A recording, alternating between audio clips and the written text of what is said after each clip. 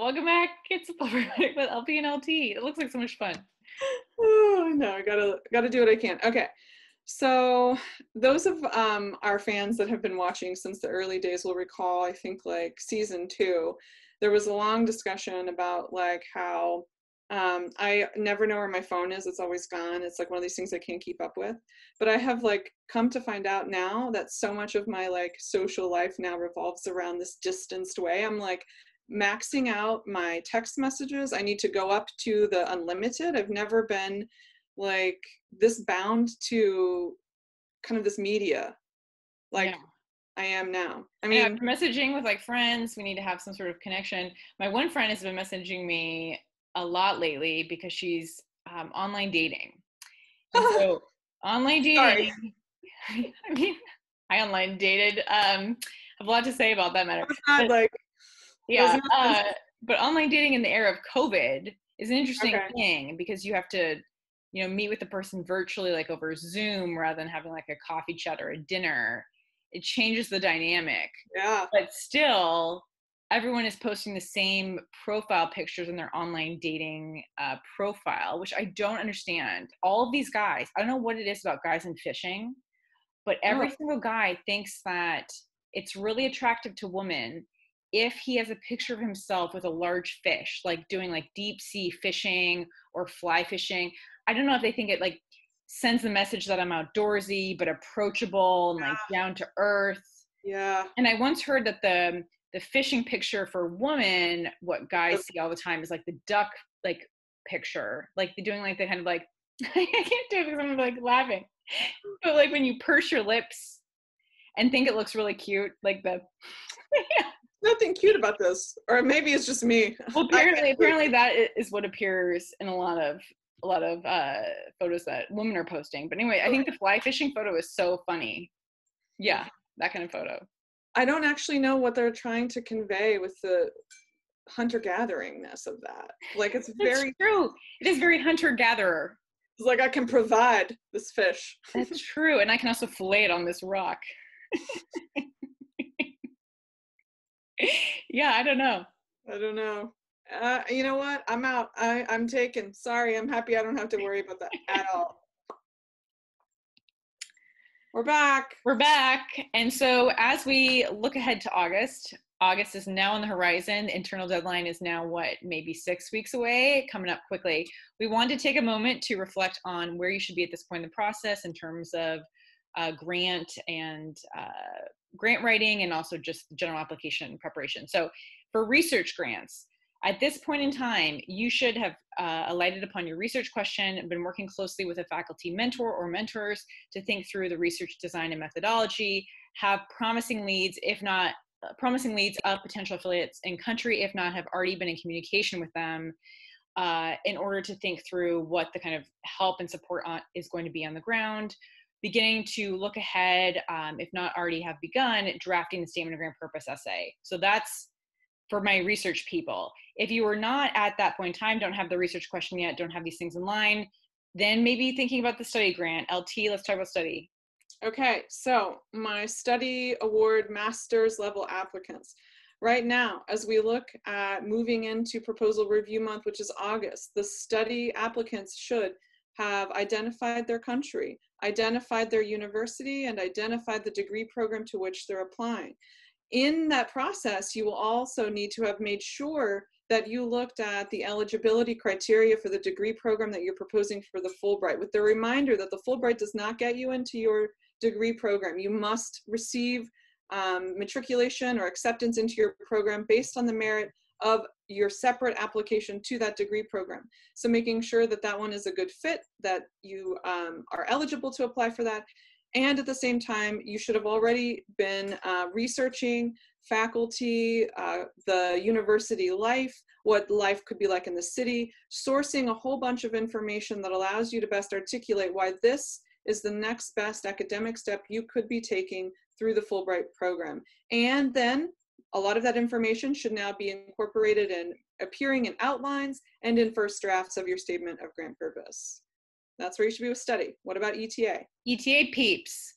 So you should be at the point where you've already identified your country, have identified or looked into the kind of placement type, have a better understanding of what that placement's going to look like, read the ETA blogs. We linked to the ETA blog directory in a previous newsletter, done that kind of preliminary research, and are at the point of beginning to draft your statement.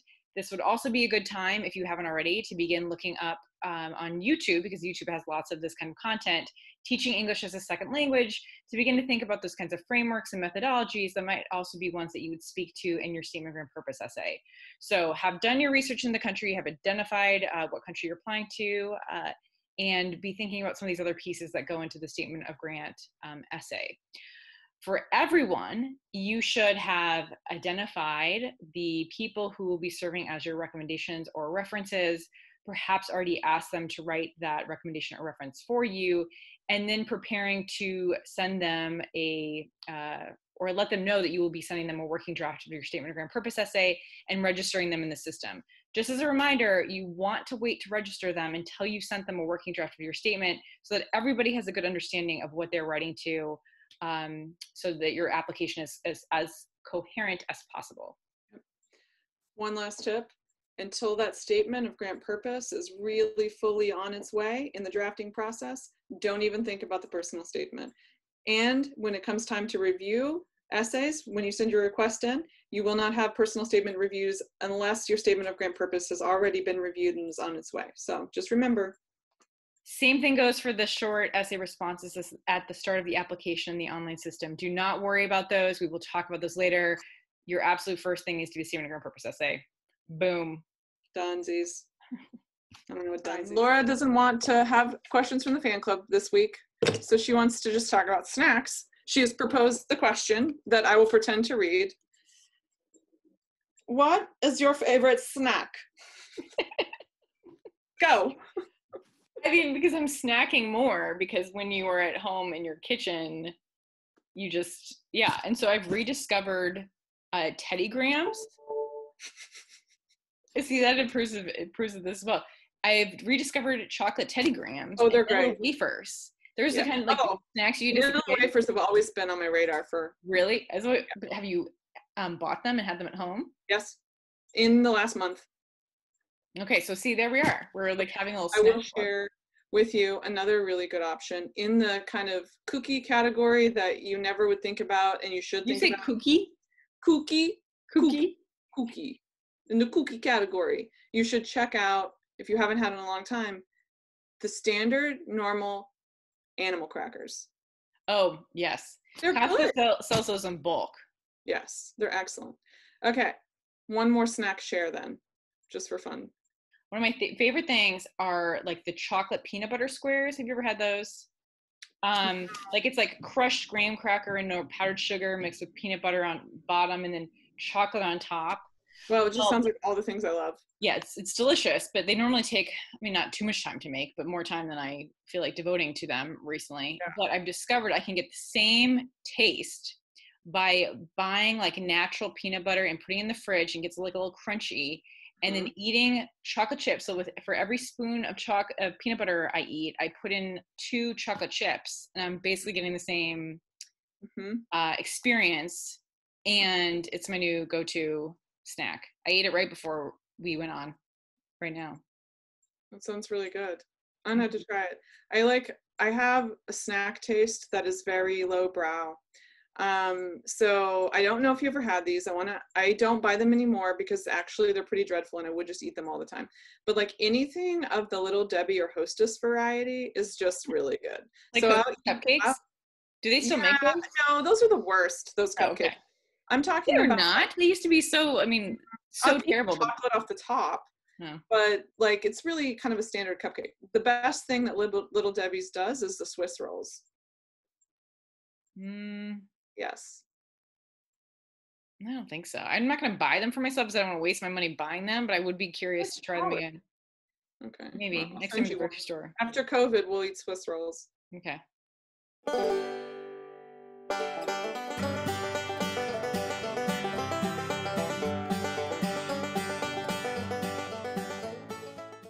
I couldn't do it because I was laughing, but it's like this face. Do it.